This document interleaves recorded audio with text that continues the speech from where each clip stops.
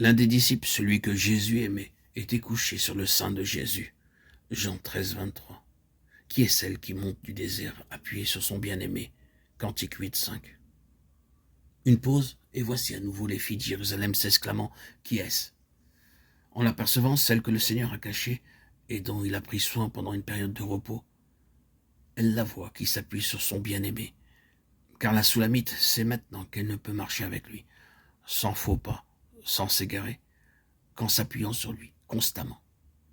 Car sa faiblesse est absolue, comme aussi sa dépendance du Seigneur.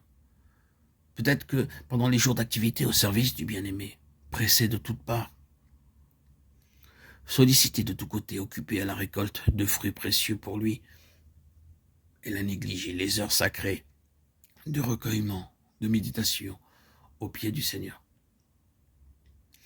Dans la parfaite assurance de son union avec lui, et comme il lui communiquait la vie abondante nécessaire, elle avait peut-être pensé qu'il subviendrait toujours à ses besoins et renouvellerait sans cesse sa force au sein du service actif.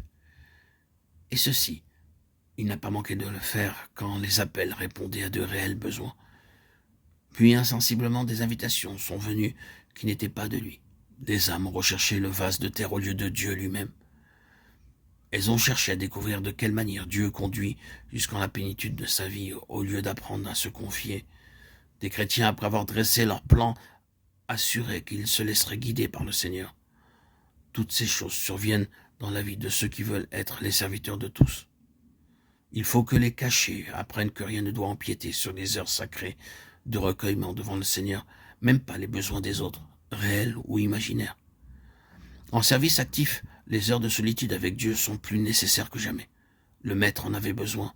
Il est écrit que de grandes multitudes venaient pour l'entendre et pour être guéris, mais il se retirait dans les déserts pour prier. Luc 5, 15, 16.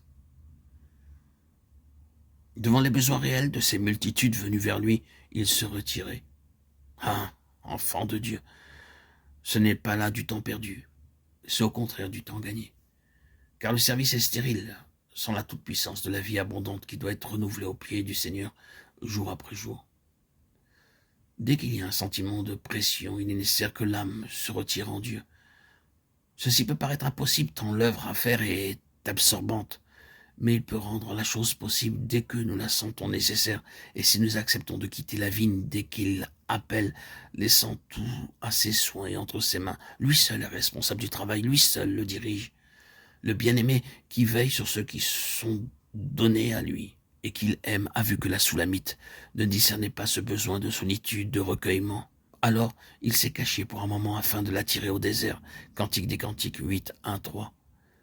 Détournant ainsi son attention de la vigne et des fruits précieux pour qu'elle entende ce qu'il a à lui dire. Nous avons vu sa douleur et sa misère jusqu'à ce qu'elle eût retrouvé le lieu de son repos. Le but que poursuit le Seigneur, c'est d'amener l'âme à se reposer uniquement sur lui, à dépendre uniquement de lui. C'est pour cela qu'il lui fait faire ces diverses expériences dans la vallée et au sommet de la montagne. Appuyé sur son bien-aimé, telle est l'issue de la vie avec le Seigneur, vie simple, vie bénie. De sa retraite, celle qui est cachée revient pour la nouvelle activité que le Seigneur réclame d'elle. Appuyé sur son bien-aimé pour être enseigné par lui.